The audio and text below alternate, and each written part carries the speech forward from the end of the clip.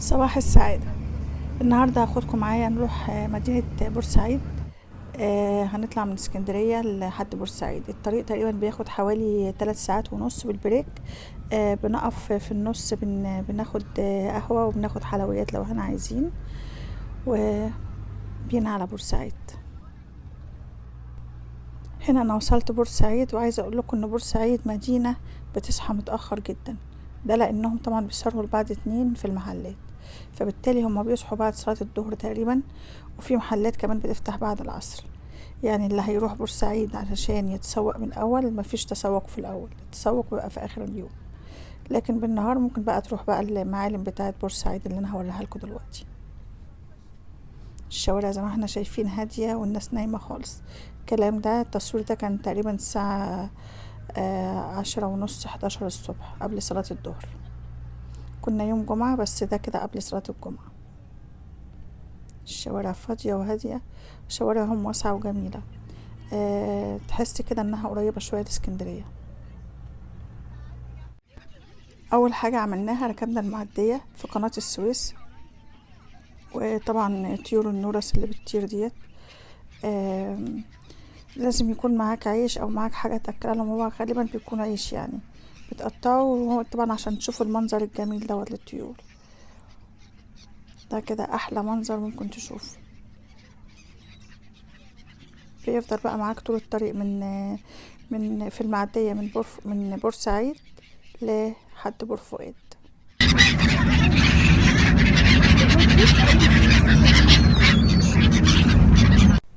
طبعا انت المعدية بتركبها فري ببلاش، ولو معاك عربية بتدخل بالعربية جوه المعدية دي. شكل المعدية اهيت، بتدخل عادي بالعربية او بباص الرحلات اي حاجة، او على رجليك زي ما انت عايز. ده كده هناك مبنى قناة السويس، طبعا مبنى اثري اللي انشئ في ايام حفر قناة السويس ايام ديليسيبس. رحلة ممتعة في القناة، بس انت ممكن تركب مرة واتنين وتلاتة. هنا احنا خارجين بالعربيات من المركب، متجهين لمحمية جميل في الملاحات في بور فؤاد. وهنا وصلنا المحمية اللي موجود فيها طيور نادرة من الطيور المهاجرة، منها طبعا طائر الفلامينجو اللي هو بيبقى ريشه أبيض، وله المنقار بتاعه والوش بتاعه لونه بينك، شكله جميل قوي. المحمية دي موجودة في بور فؤاد، والطائر بيجي من السعودية ومن بلاد أخرى. وهو بيجي طبعا في فصل الشتاء، بيقعد طول الشتاء في المحمية ديت. بيجي حوالي أكتر من 20,000 طائر تم رصدهم. وهو من أهم الطيور اللي بتشتي في بورسعيد أو في بور فؤاد. شكله جميل ولطيف، بس للأسف انتم مش هتشوفوه الا لازم في موبايل بيجيب على بعد، لان هو لو ما بيشوف بيطير وبيخاف. كمان في للأسف بعض الناس بتصطاده وبتاكله زي النعام كده، فعشان كده هو بيبقى جوه خالص، يعني مش بيبقى على الشط برا. هنا انا مكبرة الزوم لأعلى درجة بحيث ان انا اقدر اجيبه. ولسه الجولة مستمرة في مدينة بور فؤاد اللي بتحمل اسم الملك فؤاد. وده كده مبنى محكمة استئناف بور فؤاد. وده مبنى أثري مبني على الطراز الأندلسي سنة 1926. وهو عبارة عن محكمة مختلطة. لما اتعمل كان الهدف بتاعه ان محكمة مختلطة عشان الحكم او الفصل بين المصريين وبين الجنسيات الاخرى، يعني اللي موجودة في الوقت دوت. طبعا كانت الجاليات في الوقت دوت متنوعة كتير وكتيرة بشكل كبير جدا، ما بين يونانيين وفرنسيين وايطاليين وبريطانيين. وبالرغم من ان المبنى اثري وبيعد من التراث، لكن المبنى لسه مش مسجل ضمن الاثار الاسلاميه لحد النهارده. وطبعا في ناس كتيره تبع هيئه الاثار بينادوا بتسجيله في هيئه الاثار الاسلاميه. التراث حتى جوه الدفايه بتاعه الفحم اللي كانت بتبقى في البيوت زمان، الجزء اللي فيها شبه المحراب معمول على شكل مقرنصات ومحراب. وهنا اللي بيشرح دكتور أحمد من هيئة الآثار، معاه دكتوراه في الآثار البورسعيدية. وأنا طبعا بشكره جدا على المعلومات القيمة الكتيرة جدا اللي أثرانا بيها خلال الرحلة كلها. وبعد كده رحنا على أحلى مكان في بور فؤاد، عبارة عن فيلا أثرية مخصصة عشان يكون فيها المسؤولين التنفيذيين اللي شغالين في قناة السويس. وطبعا هنا موجود فيها فيلا الرئيس الراحل أنور السادات، كان هو نزل فيها مرتين بس. والفيلا اللي تابعة لهيئة قناة السويس في الحي الأفرنجي، وهي تعتبر من التراث. والفيلا دي اتبنت على الطراز الفرنسي. لما تمشي في الشوارع بتاعتها تحس ان انت اتنقلت من الزمن بتاعنا ده لزمن الستينيات، كأنك في فيلم سينما. وكلها تقريبا مبنية بنفس الشكل، دور أرضي ودور علوي، وبتتميز طبعا بالشبابيك الكبيرة والبلكونات المزخرفة الجميلة اللي هي بالخشب. والمكان ده من أحلى الأماكن اللي موجودة في بور فؤاد. تحس ان انت كأنك اتنقلت لزمن تاني. وكمان ممكن تعمل فيلم قصير عن المباني اللي على الطراز الأوروبي في مصر عموما. ده أنسب مكان لعمل فيلم زي كده. كمان ممكن تاخد طبعا صور كتيرة جدا، كل صورة هتطلع أحلى من التانية. المكان تحفة.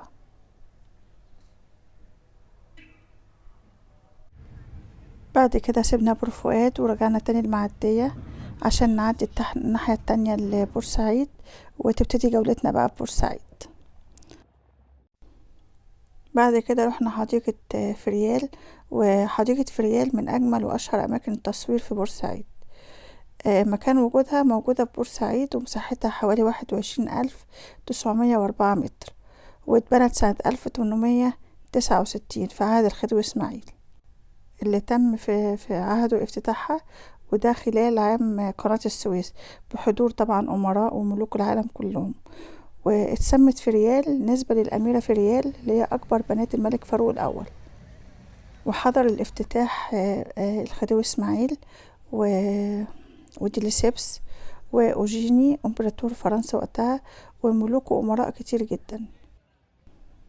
والحديقة عبارة عن 3 منصات، الكبيرة كانت للأمراء والملوك، والتانية كانت لرجال الدين.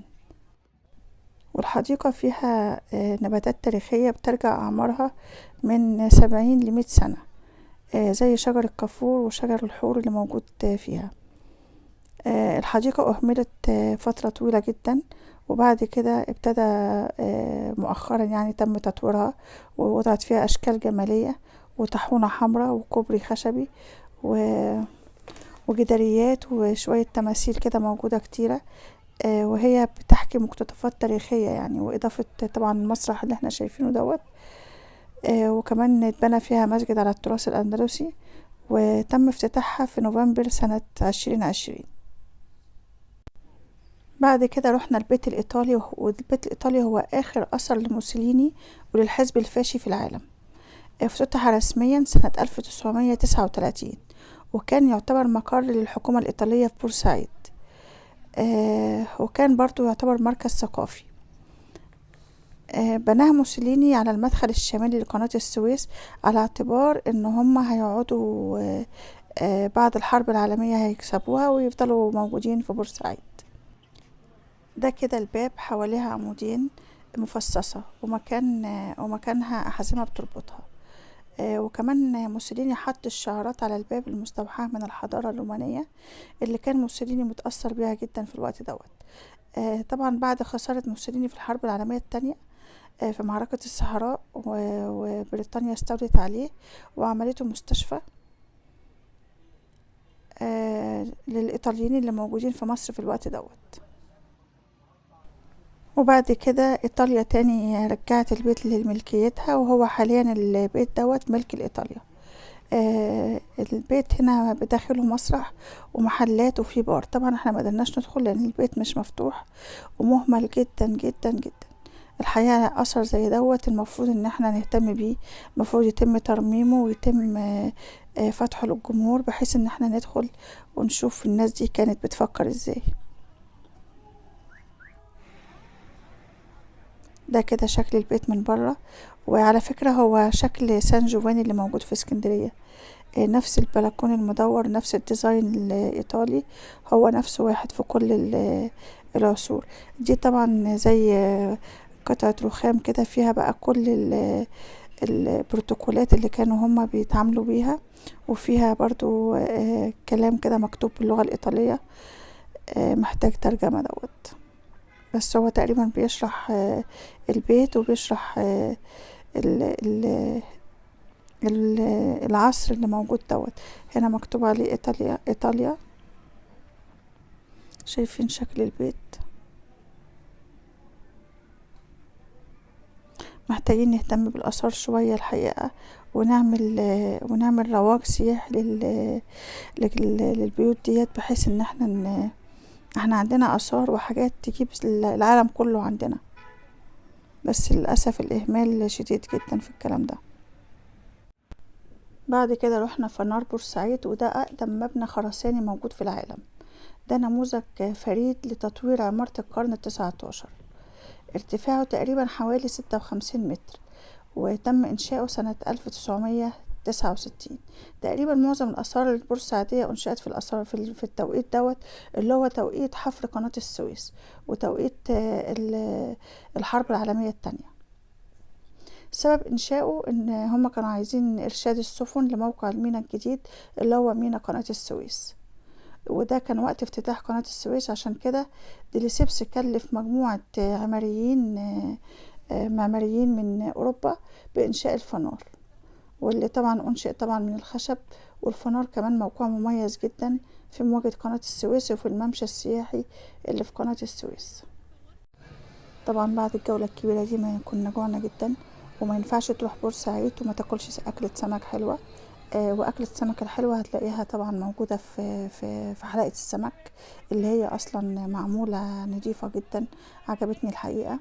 وهناك أنواع سمك كتير طازة، وفيها أشكال كتير جدا من المأكولات البحرية، بقى جمبري وسمك سافوليا وبربون وكل أنواع السمك موجودة. السبيط كان جميل جدا والأسعار رخيصة خالص. طبعا انت بتوزن بالكيلو، وبقى في مطعم بتعمل وفي كراسي حاطينها بتاكل جوه الحلقة. جميل جدا جدا واتبسطت قوي. وده الأكل اللي أنا أكلته أو اللي أنا جبته، ما تكلفش كتير، يعني تقريبا حوالي 150 جنيه بالمطعم. مصري واسم مصري، هو مصري واسم مصري. بورسعيد الله عليك، بورسعيد الله عليك. وانت داخل بورسعيد بص بص عليك بعيد. وانت داخل اسكندرية مشيكم على البحر الريح، يا بنات اسكندرية مشيكم على البحر الريح. تلبسوا الكشمير بالدم، تلبسوا الكشمير بالدم، يا بنات اسكندرية مشيكم على البحر الريح. وهنا دي فرقة لقيتها بالصدفة بيغنوا بالسمسمية، تحفة، مش عايزة اقول لكم جميلة قد ايه. كمان لما عرفوا ان انا من اسكندرية طبعا غنوا الاسكندرية وحيونا. وانا من هنا بحيي بصراحة اهل بورسعيد، ناس حلوين قوي وناس كرمة، ومش عايزة اقول لكم انا اتبسطت قد ايه. فعلا كان نفسي احضر حفلة سمسمية، وحضرتها قدام مطعم السمك. حتى انا سبت السمك وسبت الاكل وقمت احضر الحفلة او اسمعهم يعني. بعد كده رحنا للسفينة لوجوس هوب، هي عبارة عن مكتبة متنقلة بين العالم. وجت مصر يوم الأربعاء اللي فات، وهتقعد لحد يوم 23 يناير. ومواعيد دخولها من 10 الصبح ل10 مساء كل يوم، ما عدا الحد أجازة، والجمعة من 3 ل10 مساء. انصحك ان انت لما تروح في وقت بدري، علشان هي زحمة جدا، الطوابير اللي موجودة زحمة جدا. وانا عملت لكم فيديو مخصوص لزيارة السفينة. مش هتكلم كتير هنا عن تفاصيل السفينة لان انا عملت لكم فيديو مفصل لها، اتمنى ان انتوا تشوفوه. ممكن احط لكم الرابط تحت الفيديو هنا. رحلتي هنا لبورسعيد كان مش الهدف منها الشراء، بدليل ان احنا ما رحناش محلات نهائي، لكن اكيد هروح تاني وهعمل لكم فيديوهات عن تشتري ايه ومنين هناك في بورسعيد.